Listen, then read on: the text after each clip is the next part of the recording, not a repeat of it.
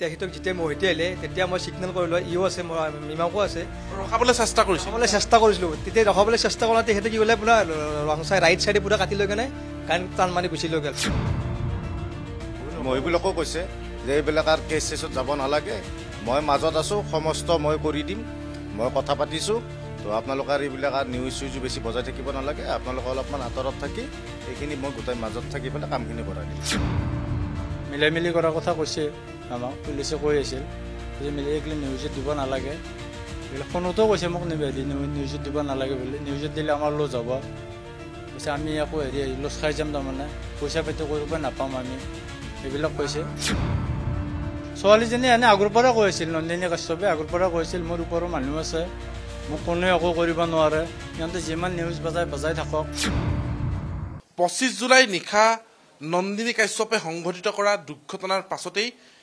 সেই যুৱকজনৰ মৃত্যু ঘটিছে আৰু যুৱকজনৰ মৃত্যু হোৱাৰ পাছতেই বহু তথ্য এই মুহূৰ্তত পোহৰলৈ আহিছে আৰক্ষীলৈ সন্দেহৰ আঙুলি এই মুহূৰ্তত উত্থাপন হৈছে বহু প্ৰশ্ন এই মুহূৰ্তত আছে আৰু পৰিয়ালৰ লোকে কিছুমান বিস্ফোৰক ভাষ্য সংবাদ মাধ্যমৰ আগত প্ৰকাশ কৰিছে সকলোখিনি আমি সবিশেষ জানিব বিচাৰিম নিশা সেইদিনা কি হৈছিল আপোনাৰ পৰা জানিব বিচাৰিছোঁ যিহেতু গোটেই ঘটনাস্থলীত পৰিয়ালৰ লোক আছিল ঘটনাস্থলীত বন্ধুবৰ্গ আছিল গোটেই ঘটনাটো কি হৈছিল আজি মই কোৱাৰ সাহস পাইছোঁ যিহেতু ভাগিন ঢুকাইছে ভাগিন ঢুকোৱাৰ পাছত মোৰ আৰু হেৰুৱাব লাগে একো নাই মই বহু কথা গাপ দি ৰাখি থৈ দিছিলোঁ সেইদিনা আমি গধূলিৰ পৰা কাম আৰম্ভ কৰিছিলোঁ আমি 1 to 10 সলিউশ্যন কোম্পানীৰ আণ্ডাৰত আমি কাম কৰোঁ সেইদিনাও আমি কাম কৰি আছিলোঁ ষ্ট্ৰীট লাইটৰ কাম কৰি আছিলোঁ দুভাগ নিশা নহয় পুৱতি নিশা আমাৰ 3 মান বাজিছিল 3 মান বজাত আমাৰ কাম শেষ হৈছিল তাৰমানে কাম শেষ হোৱাৰ পিছত তাৰমানে আমাৰ লাইটকেইটা জ্বলে নে আমি চেক কৰি চাব লাগে তাৰমানে আমি গোটেই লাইটকেইটা জ্বলে নে মই ভাগিনক ক'লোঁ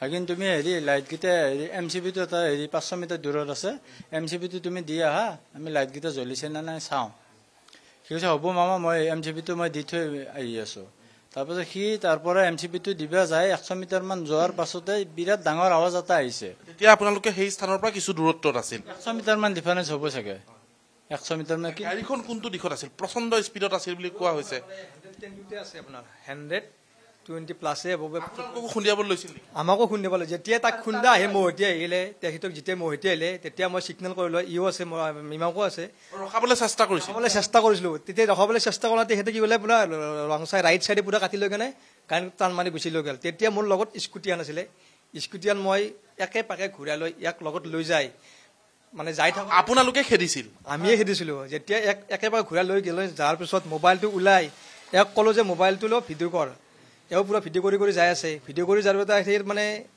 আমি সোমাই হ'লে ভগৱতলৈ সোমাইছে ভগৱতলৈ সোমাই গ'লোঁ যোৱাৰ পিছত তাতে এটা এপাৰ্টমেণ্টত আমি কি কৈছে গাড়ীখন সোমাই দিছে এপাৰ্টমেণ্টৰ ভিতৰত সোমাই দিছে গাড়ী হা যেতিয়া সোমাই দিলে আমি মানে ভিডিঅ' কৰাটো আছিলে এইটো ভিডিঅ' কৰিব গ'লোঁ তাই ওলাই আহিছে ভিডিঅ' কৰিব আমাক কৈছে এইবিলাক নকৰে ভিডিঅ' নকৰে বহুত অহবলৈ গালি চালি পাৰিছে তেতিয়া ভিডিঅ' কৰা নাছিলোঁ আমি হা যেতিয়া আমাৰ 1 to 10 সলিউশ্যনৰ সত্তাৰে মই ফোন কৰিছিলোঁ তেখেতক ফোন কৰোঁ তেখেতে কৈছে ভিডিঅ' যিমান পাৰে সিমান ভিডিঅ' কৰক আৰু তাতে থাকক তোমালোক ৰহি থাকক মই গৈ আছোঁ 10-15 মিনিট মই যাই পাম তেখেতে এনেকৈ ক'লে তাৰপিছত আমি কি কৰিলোঁ মই আকৌ মোবাইলটো ওলাই মানে ভিডিঅ' কৰিলোঁ ভিডিঅ' কৰি নাম্বাৰটো লাগিব যিমান যি নহওক যিটো খেদি আছোঁ নাম্বাৰটো গাড়ীৰ নাম্বাৰটো লাগিবই এক্সিডেণ্ট কেছত গাড়ীৰ নাম্বাৰটো লাগে এইটো মানে মাহত আহি গ'লে তেতিয়া ভিডিঅ' কৰিলোঁ ভিডিঅ' কৰিব যাওঁতে মোক কি কৰিছে তাই মানে পঢ়াৰ কৰিছে মানে এনেকৈ মাৰি দিছে ভিডিঅ' কৰিব দিয়া নাই ভিডিঅ' নকৰিব ভিডিঅ' এনেকৈ মাৰি দিছে এতিয়া মই ইয়াতে মানে আঙঠিত কোপটো পৰিছিলে এইখিনিত কলদানা প্ৰভাৱ পৰিছে তাৰপিছত আৰু মই ভিডিঅ' চিডিঅ' কৰি আমি গুচি আহিলোঁ আমি অহাৰ পিছত আৰু মেডিকেল গুচি গ'লোঁ আমি মেডিকেল যোৱাৰ পিছত যিখিনি আমাৰ খৰচ গ্ৰহণ লাগিছে তেতিয়া পইচাটো সেইখিনি ৰাতিৰ পইচা নহয় মই আকৌ সত্তৰে ফোন কৰিলোঁ তেখেতে মোক গোটাখিনি অনলাইন যোগে পইচা দিলে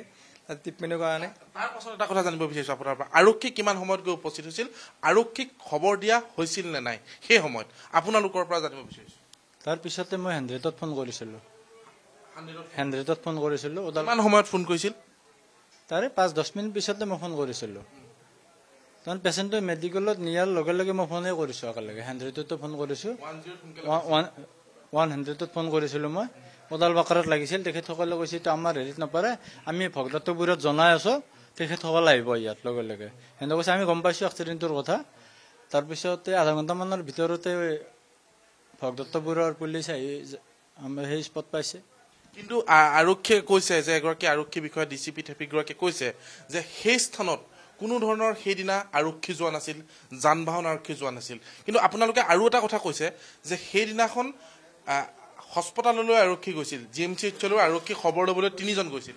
ট্ৰাফিক 3জন গৈছে, তেখেতে নাম সুধিছে, তেখেতৰ যিজনৰ মানে আমাৰ এক্সিডেণ্ট হ'ল তেখেতৰ নাম পৰিচয় লৈছে, গোটেইখিনি লৈছে, ক'ত ঘৰ, দেউতাকৰ নাম, তেওঁৰ নাম আৰু আমাৰো নম্বৰ চম্বৰ লৈছিলে তেখেতে। আৰক্ষীজনে বিষয়াজনে কৈছে আমি ঠিক আছে আমি তালৈকে যাওঁ, তাতে আমি তেখেতক ধৰিব পৰা নাই, চাওঁ গাড়ীখন ভগত, যিহেতুকে মোক মোৰ পৰা এড্ৰেছটো লৈছে, কোনো আৰু ভিডিঅ' চিডিঅ' গোটাই লৈ গৈছে, ভিডিঅ' যিকেইটা আছিলে তেখেতক গোটাতে দিয়া চাইছে, আৰক্ষীয়ে চাইছে, আমাৰ 1-10 চলিউশ্যনৰ স্বত্বাধিকাৰৰ ভিডিঅ'কেইটা লৈছে। ইতিমধ্যে গোটেই ঘটনাখিনি স্পষ্ট হৈছে। আৰক্ষী সেই স্থানত যে গৈ উপস্থিত হৈছিল, CCTV ভিজুৱেল ইতিমধ্যে আমি লাভ কৰিছোঁ। এওঁলোকে কিছুমান ফটো ৰাজহুৱা কৰিছে সেই সময়ত ঘটনাস্থলীত আৰক্ষী উপস্থিত হোৱা। আনফালে সেইদিনা GMCHলৈ আৰক্ষী গৈ এই পৰিয়ালৰ সৈতে কথা বতৰা পাতিছিল আৰু ষ্টেটমেণ্ট সংগ্ৰহ কৰিছিল। এইখিনি কথা মিছা নহয়। তাৰ পাছত ঘটনাটো কি হৈছিল? তাৰ পাছত আৰক্ষী গ'ল, তাৰপিছত পুৱতি নিশা কি হৈছিল? আপোনালোক গুচি আহিলে? আৰক্ষীকতো গোটেই ঘটনাখিনি ক'লোৱে আমি, এক্সিডেণ্ট কৰা গাড়ীখনৰ কথা ক'লোঁ, ভিডিঅ' তোলা কথাখিনিও ক'লোঁ। আৰক্ষী কিন্তু তাত নগ'ল। আৰু 26 জুলাই নিশা কি হৈছিল? 26 জুলাই পুৱা কি হৈছিল? ৰাতিপুৱা থানাত গ'লোঁ আকৌ আমি, মেডিকেলত ল'ৰাজনক থৈ মেলি তাতে চাৰ্জাৰী আইচুত সোমাই দিলে, দিয়াৰ পাছত আকৌ থানাত মাতিলে। থানাত মাতা নাই, আমি নিজে গৈছোঁ আকৌ, FIR দিব গৈছোঁ।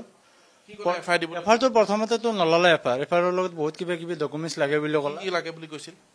চাগে আধাৰ কাৰ্ডৰ কথা কৈছিল, চাগে পান কাৰ্ড, এনেকৈ ড্ৰাইভিং লাইচেঞ্চ, বেংকৰ বহী এটা লাগে, তাৰপাছত মোবাইলৰ IMEI নম্বৰ, এনেকুৱা কিবা কিবি লাগে বুলি কৈছে।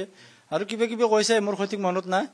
এইখিনি কৈ পেলাই আমাক খেদাই দিয়া কৈছে আবেলি আহিব, গোটেইখিনি ডকুমেণ্টছ লৈ পেলাই আহিব। আবেলি আকৌ আহিছোঁ, আমি গোটেই ডকুমেণ্টছখিনি লৈ আহিছোঁ, এজাৰখন লৈ আহিছোঁ। তাৰপাছত মোৰ মুখৰ ভাষ্য লৈছে, সেইবাৰ হামিদ বুলি এজন ব্যক্তিয়ে লৈছে সাক্ষাৎকাৰ। মই সেনেকৈ ক'লোঁ, কোৱাৰ পাছত কৈছে কি নাই আমি মোটামুটি ইনভেষ্টিগেট কৰিছোঁ আমি, তাৰে 4জন তাৰে মানুহৰ সাক্ষীও লৈছোঁ। স্কুটিখন অভাৰটেক কৰি পেলাই তাইক মাৰা বুলি কৈছে, ট্ৰাক এখন অভাৰটেক কৰি মাৰি। ইতিমধ্যে আপোনালোকে গমেই পাইছে তাত বেলেগ গাড়ী একো নাই, তাৰমানে সি অলৰেডি আমাকে তাৰমানে হেৰি কৰি ফেলছে, একুজ কৰি ফেলছে। হামিদ বোলা কিবা মেনেজ কৰাৰ কথা আপুনি কৈছিল, আৰক্ষীয়ে কি কথা বতৰা পাতিছিল আপোনালোকৰ সৈতে? বেলেগ আকৌ অনা কৈছে কি আপোনালোকক এতিয়া যিটো হৈছে কেছটো, আৰু আপোনালোকৰ যিহেতু এক্সিডেণ্ট হৈছে আমি পাৰাকলৈকে আমি চাম, হেৰি কৰিব, সহায় সহযোগ কৰিব তোমালোকক, পইচা পাতি ফালৰ পৰা সিহঁতৰ লগত মিলাই মিলি কৰাৰ কথা কৈছে আমাক। পুলিচে কৈ আছিল, কৈছে মিলি এইগিলা নিউজত দিব নালাগে, এইগিলা ফোনতো কৈছে মোক নিউজত দিব নালাগে বুলি। নিউজত দিলে আমাৰ লছ হ'ব, কৈছে আমি আকৌ লছ খাই যাম, তাৰমানে পইচা পাতি কৰিব নাপাম আমি, এইবিলাক কৈছে। তাৰ পাছত আপোনালোকৰ GMCHত যেতিয়া অধিক অৱনতি ঘটিলে স্বাস্থ্যৰ, চামিউলৰ GMCHত অৱনতি ঘটাৰ পাছত এপ'ললৈ স্থানান্তৰ কৰা হ'ল উন্নত চিকিৎসাৰ বাবে। তাৰ পাছত এপ'লৰ এডমিট কৰাৰ পাছতেই USTMলৈ মাতি পঠোৱা হৈছিল আপোনালোকক? থানাতে গম পালোঁ। আমাৰ ছোৱালীজনী এনে আগৰ পৰা কৈ আছিল, নন্দিনী কাশ্যপে আগৰ পৰা কৈছিল মোৰ ওপৰৰ মানুহ আছে, মোক কোনেও একো কৰিব নোৱাৰে, সিহঁতে যিমান নিউজ বজাই থাকক। সেইটো চাগে আপোনালোকে গমেই পাইছে তাইৰ ভাষ্যবিলাক। তাৰপৰা থানাত গৈহে গম পালোঁ USTMৰ মালিক যে তাইৰ লগত মানে এটা সুসম্পৰ্ক আছে। কোনে মাতি নিছিল আপোনালোকক USTMলৈ? USTMৰ পৰা মানুহ এজন আহিছে, তেখেতসকলৰ লগত নন্দিনীহঁতৰ লগত আছিলে। তেখেতে আমাক কৈছে কি আমি USTMত যাওঁ, তাতে গোটেই কথাখিনি মবুৰ লগত পাতি পেলাই আপোনালোকৰ মেডিকেলৰ গোটেইখিনি সহায় সহযোগ আপোনালোকে পাই যাব, সেনেকৈ কৈছিল। আমি লগে লগে আৰু USTMত গুচি গৈছিলোঁ। তেখেতো নন্দিনীৰ গাৰ্জেনো ক'লা লাগে তাতে গ'লে গোটেইখিনি হেৰি কৰিব, তেখেতে হাত ধৰিব কামখিনি আপোনালোকৰ মেডিকেলৰ। যিহেতু আমাক সেই মুহূৰ্তত নন্দিনীৰ সৈতে কথা বতৰা হৈছিল নে সেই সময়ত? USTMৰ যিজন স্বত্বাধিকাৰী আছে মহবুবুল হকৰ লগত কথা পাতোতে নন্দিনীৰ সৈতে কথা বতৰা হৈছিল নে? মহবুবুল হকে আমি যোৱাৰ পাছত ফোন কৰিছিলে নন্দিনীক। নন্দিনী বুলি সি ফোন কৰিছিলে, কিন্তু স্পীকাৰত দিয়া নাছিল ফোনটো। সি খালি কৈছে নন্দিনী এনেকুৱা এই কেছটো এতিয়া কি কৰা যায়, সিহঁতক মেডিকেল ছাপৰ্টৰ কাৰণে গোটেইখিনি কথা। আৰু মইতো এতিয়া আপোনালোক ক'ব নোৱাৰিম, গোটেই মনত নাথাকে। খালি ফোনটো কাটি উঠি আমাক কৈছে আপোনালোকে চিন্তা কৰিব নালাগে, ট্ৰিটমেণ্টৰ ক্ষেত্ৰত আমি গোটেইখিনি মই হাত ধৰিছোঁ আৰু গোটেইখিনি পাই যাব। 3টামান কিস্তিৰ ভিতৰত আমি ট্ৰিটমেণ্টটো পইচাটো আমি হেৰি কৰিম, যিমানখিনি পইচা লাগে গোটেইখিনি আমি মেনেজ কৰি দিম। খাদ্য হাতে 5 লাখ মান টকা মই দিয়াৰ ব্যৱস্থা কৰি দি আছোঁ আজি ৰাতিৰ ভিতৰত, সেনেকৈ কৈছিল। আৰু এজাহাৰ উঠাই ল'বলৈ কোৱা হৈছিল নেকি আপোনালোকক?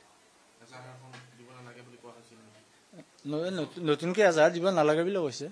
হিতান ৰাণৰ কথা পুলিচেও কৈছে এনেকে মুখেদি মহিবুলকো কৈছে যে এইবিলাক আৰু কেছ চেছত যাব নালাগে, মই মাজত আছো, সমস্ত মই কৰি দিম, মই কথা পাতিছো।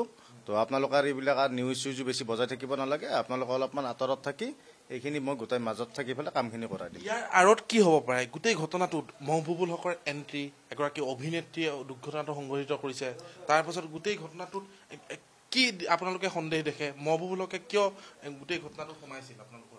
মহিবুল হক আৰু নন্দিনীৰ মাজত চাগে কিবা এটা সম্পৰ্ক আছে, কি সম্পৰ্ক নাজানো, কিন্তু মহিবুল হকেতো এনেধৰণৰ কথা কৈছে যে নন্দিনী বহুত ভাল ছোৱালী, নন্দিনী মোৰ ইয়াত আহি থাকে, নন্দিনী বহুত আহে মোৰ লগত, ইয়াত মোৰ USTMত আহে, তো বহুত ভাল ছোৱালী, কিয় বা তেনেকুৱা কৰিলে? এনেকে এবাৰ নকলে যে মানে কি ল'ৰাজনক খুন্দিয়াই নন্দিনীয়ে ভুল কৰিছে, মহিবুল হকৰ মুখেৰে কিন্তু এইটো কথা নোলালে। ল'ৰাটোৰ ইতিমধ্যে মৃত্যু হৈছে, আপোনালোকে শেষবাৰৰ বাবে কি আহ্বান জনাব বিচাৰিব?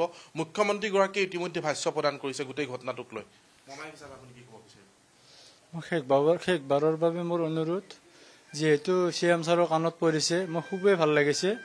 CM ছাৰৰ কাণত পৰিলে এই ন্যায় ব্যৱস্থা পাম বুলি মই আশা ৰাখিছোঁ। মই এইখিনিয়ে ক'ম, মই মাত্ৰ CM ছাৰক অনুৰোধ, CM ছাৰে যদি সময় পায়, যদিহে CM ছাৰে সময় উলিয়াব পাৰে, এবাৰ দুৰ্ভগীয়া পৰিয়ালটোৰ খবৰ ল'লে মই নথৈ আনন্দিত হ'ম। সময় নাপালেতো নায়ে, তেখেতে বহু কামৰ মাজত ব্যস্ত থাকে, তেখেতৰ কাণত যিহেতু পৰিছে, তেখেতে এবাৰ খবৰ ল'লে ঘৰখনে অলপ শান্তি পাব আৰু মোৰ এই অনুৰোধ CM ছাৰলৈকে।